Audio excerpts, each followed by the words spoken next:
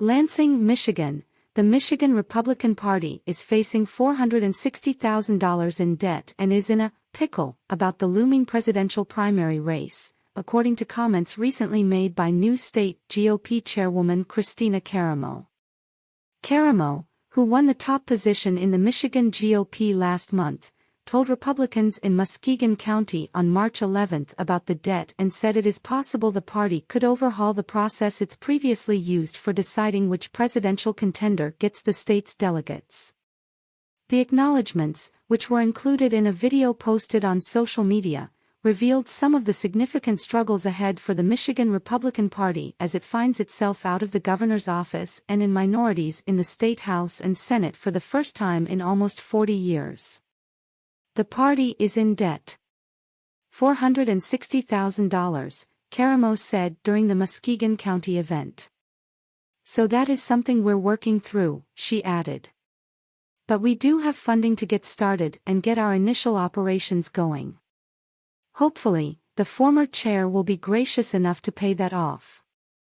The former chairman, Ron Weiser, a wealthy real estate businessman from Ann Arbor, decided not to seek another term this year. The party's overall debt can be hard to nail down because it has multiple accounts, some that have to be reported publicly and others that don't. Asked about the $460,000 in alleged debt, Weiser didn't refute the number in a Friday statement. But he also gave no indication he would step in to resolve it.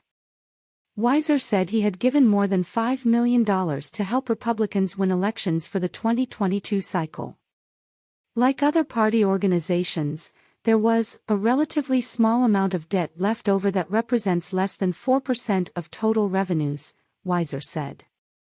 Given the small percentage involved, I am confident the new administration will be able to utilize the fundraising plan she campaigned on to raise the funds to pay down the line of credit and make Michigan Republicans competitive in 2024, he added.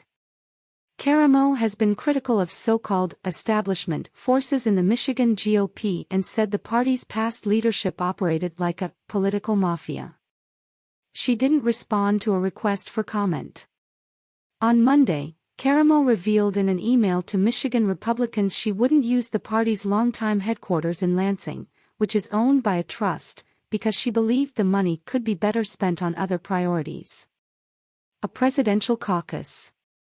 Karamo's Michigan Republican Party will also have to determine in the coming months how it will decide which GOP presidential hopeful wins its delegates in the 2024 race.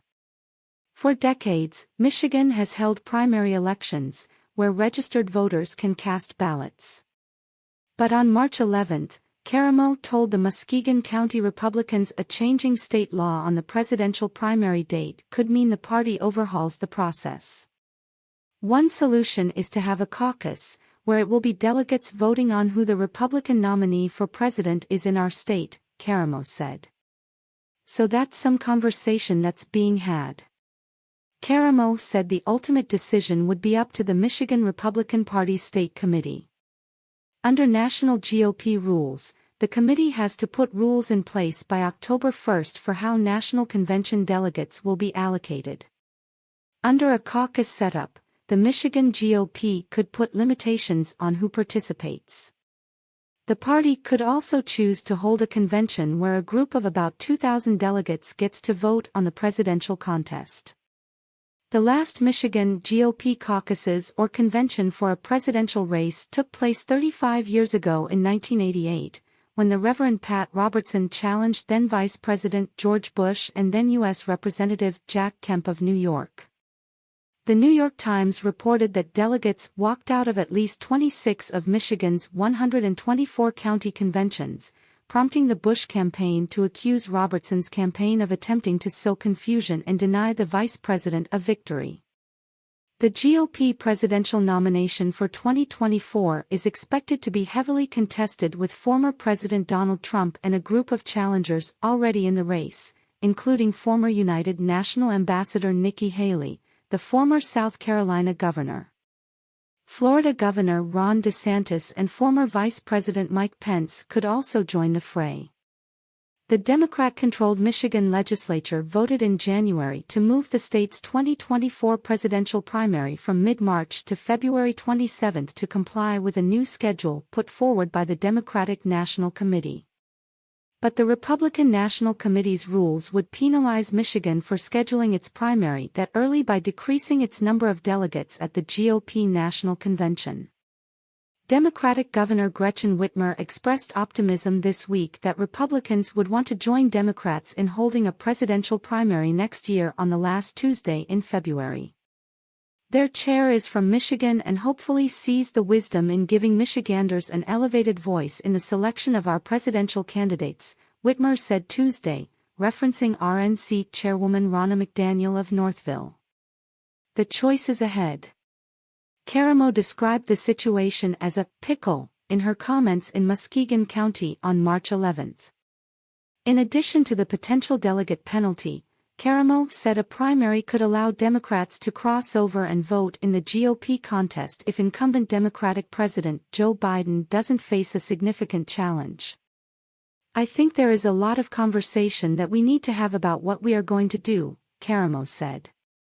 Michigan Republicans have held presidential primary elections from 1992 onward, said Dennis Lennox, a political strategist who has worked on multiple presidential campaigns. While a primary election would be funded by the government, the cash-strapped state GOP would likely have to finance a caucus or convention itself. "That's a lot of logistics for a party with no money," Lennox said. "Moreover, we don't have any real prior experience or practice doing caucuses on the Republican side, unlike Michigan Democrats or the state GOPs of other states." Karamo said it's possible the Republican National Committee would allow the state to hold its primary early without a delegate penalty.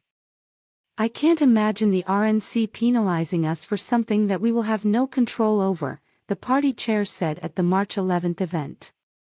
Helping Trump. Jason Rowe, former executive director of the Michigan Republican Party, said a caucus or convention, with a small group of participants, would likely mean handing the state's delegates to Trump, who appears to be heavily favored by the party's most vocal factions. In Michigan, unlike some other states, voters don't have to declare a party affiliation as part of their voter registration, so it is unclear how Republicans would decipher who's eligible to participate in a caucus.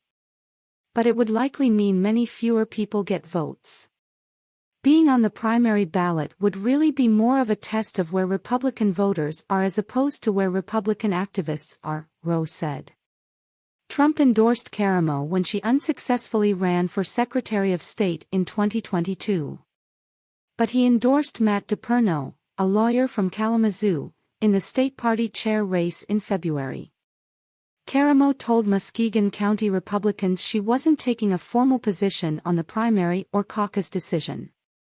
Norm Schinkel, a member of the Michigan GOP State Committee, said there hadn't been formal discussions yet about the presidential nomination process. "Conventions and caucuses are expensive," Schinkel said. "If Democrats hold a primary and Republicans hold a convention later, Republicans could interfere in the Democratic primary," he said. "The best thing is for both sides to agree to hold a primary in early March," he argued. "I think the Democrats will see the light come through, and will have a March primary," Schinkel said. As things stand, Michigan's presidential primary is scheduled for February 27. But the Michigan legislature would have to adjourn its session early for it to happen because the law that moved the date didn't get enough support to take effect immediately and won't take effect until 90 days after the year's session concludes.